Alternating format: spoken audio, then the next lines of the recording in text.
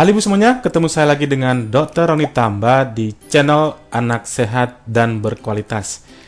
Kali ini kita akan membahas satu tema atau materi, yaitu mengapa DOT tidak disarankan pada bayi.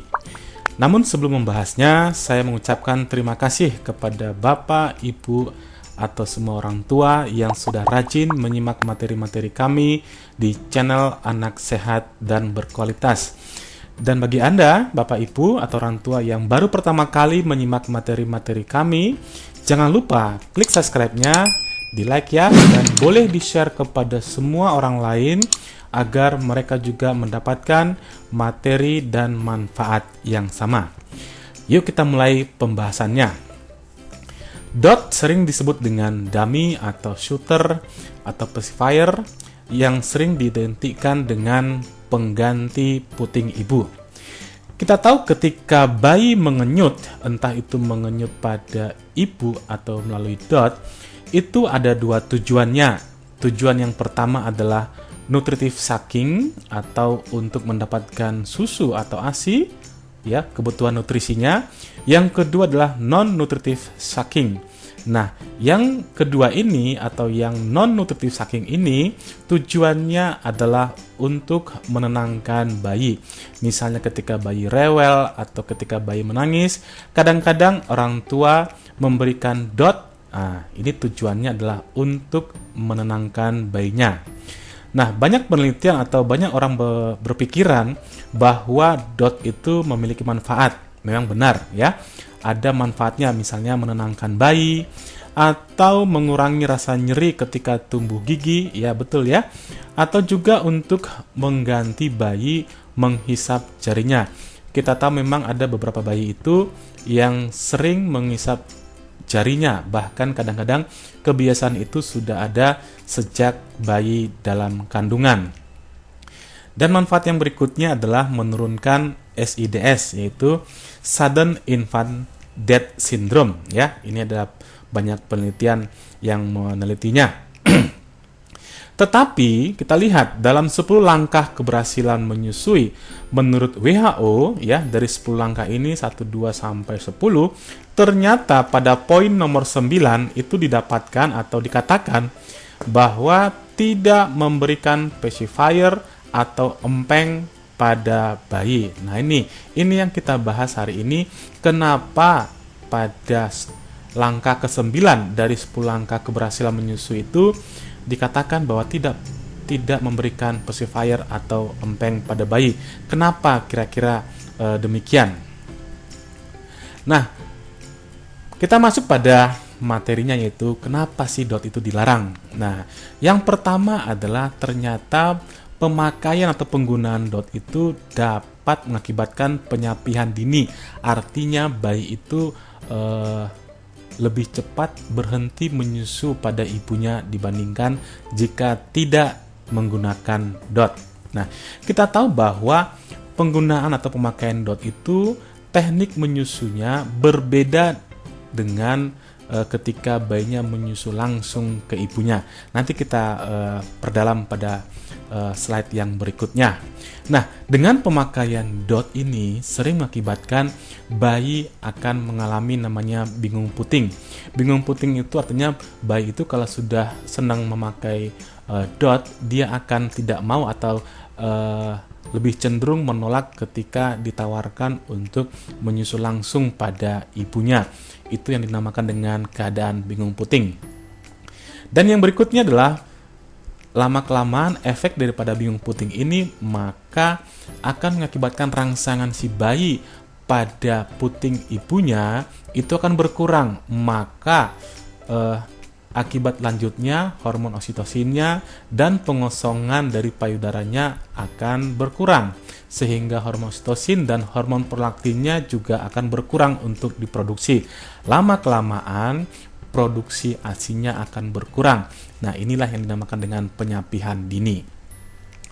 Alasan yang kedua adalah dengan pemakaian DOT itu maka bayi akan berisiko terkena infeksi. Kenapa demikian? Karena pada leher dot atau empeng itu cenderung akan didiami kuman ya. Kumannya cenderung akan melekat pada leher dot dan empengnya. Nah, kita tahu bahwa dot dan empeng itu memang suatu peralatan yang harus rajin dibersihkan ya. Terutama kejadian pada daerah-daerah urban atau di mana sulit untuk mendapatkan air bersih. Nah, ini yang harus kita perhatikan ya. Nah, infeksi apa yang sering terjadi jika kita sering memakaikan dot pada bayi, yaitu kejadian diare atau infeksi saluran pernafasan akut ataupun otitis media atau radang telinga tengah. Nah, ini yang paling sering terjadi ya. Yang ketiga, efek penggunaan dot, bayi akan mengakibatkan bingung puting. Nah, kenapa bingung puting? Ada 3 alasannya ya. Yang pertama, jika bayi itu menyusu pada ibunya, maka mulut si bayi itu akan terbuka lebar. Nah, terbuka lebar sehingga nanti mulut si bayi ini akan melingkupi yang namanya sebagian besar areola ini. Nah, sedangkan jika bayi menyusu pada dot, dia itu tidak perlu untuk membuka mulutnya secara lebar-lebar karena dia hanya perlu menghisap, lalu susunya akan keluar lewat ujung empengnya atau nipel pada empengnya. Nah, kalau misalnya si bayinya itu kembali menyusu pada ibunya, sedangkan dia itu sudah kenal dengan dot, maka ketika si bayi itu hanya membuka mulutnya sedikit saja karena dikira ini sama kerjanya seperti dot, maka yang terjadi adalah ASI-nya tidak keluar. Karena pada payudara ibu itu yang menghasilkan ASI itu bukan putingnya, tetapi areolanya. Sehingga jika bayi sudah sering sekali dia memakai dot, maka bayi itu akan cenderung menolak. Karena apa?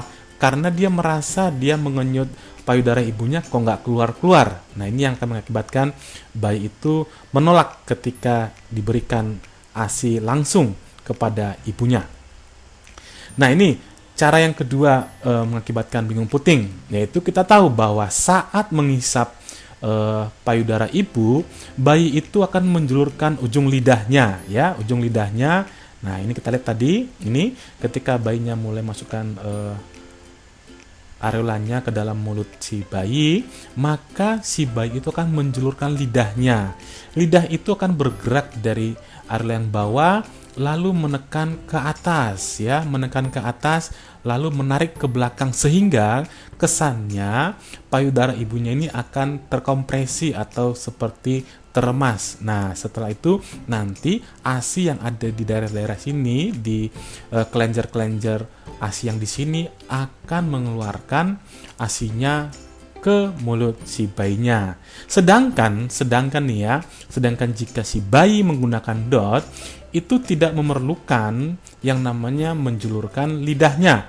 Nah, bahkan kadang-kadang si bayi itu malah dia cenderung akan menghambat keluarnya susu dari dotnya karena mungkin saja susunya terlalu deras. Nah, jika misalnya si bayi sudah sering sekali pakai dot, maka dia lupa bagaimana cara untuk mengeluarkan ASI dari payudara ibunya, sehingga lama-kelamaan dia berpikir kok tidak keluar-keluar dari payudara ibu saya, maka dia cenderung akan menolak ketika menyusu pada ibunya. Itu cara kedua. Yang ketiga adalah saat misalnya bayi istirahat ya, dia berhenti untuk menyusu. Nah, walaupun dia masih melekatkan mulutnya pada payudara ibunya, maka aliran ASI itu akan otomatis berkurang dan kadang berhenti. Nah, ini artinya apa? Artinya keluarnya ASI dari payudara ibunya itu dikontrol oleh si bayinya.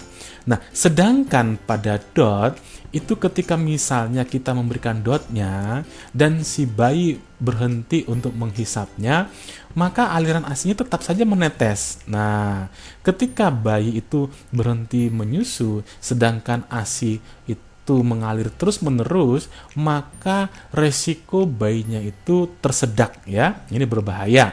Dan juga bayi itu akan terus-menerus mendapatkan yang namanya susu atau ASI yang di dalam DOT ini, yang akan mengakibatkan oversupply pada si bayinya. Nah, ini cara yang ketiga. Nah, terus yang berikutnya, yang keempat adalah dengan pemakaian DOT itu akan berisiko terjadinya maloklusi dan karies gigi. Nanti giginya tidak beraturan tumbuhnya dan juga terjadi karies-karies ya seperti ini. Nah, dan pada bayi-bayi yang memakai DOT itu biasanya giginya atau gusinya ini akan lebih tongos ke depan ya, jadi tidak rata, tidak baik untuk keindahan daripada mulut si bayinya. Nah, itu ibu semuanya saya sudah paparkan tentang mengapa tidak menawarkan atau tidak menggunakan DOT pada bayi-bayi. Nah, sebaiknya hindari pemakaian DOT agar risiko-risiko yang 4 tadi dapat terhindarkan pada bayi kita. Mudah-mudahan materi-materi ini bermanfaat bagi ibu semuanya. Salam sehat. Dadah.